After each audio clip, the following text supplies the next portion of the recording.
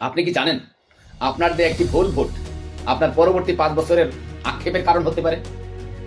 একটি হাদিসে এসেছে, যখন কোনো অযোগ্য ব্যক্তিকে কোনো দায়িত্ব দেওয়া হয় তখন কিয়ামতের অপেক্ষা করে। সহিহ বুখারী।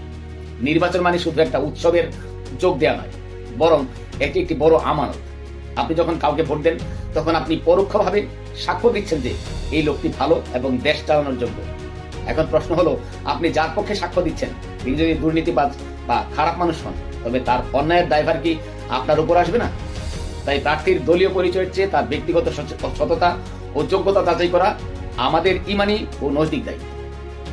ভোট দেওয়া মানে কেবল নাগরিক অধিকার নয়, এটি একটি নৈতিক সাক্ষ্য প্রদান। আপনি কি প্রার্থী বাছাইয়ের ক্ষেত্রে সততাকে গুরুত্ব দেন? মনে রাখবেন বন্ধু, আপনার সচেতনতাই দেশের শক্তি। ভিডিওটি শেয়ার করে অন্যদের জাগিয়ে তুলুন, কারণ সঠিক সিদ্ধান্তই হতে পারে একটি সুন্দর আগামীর নিশ্চয়তা।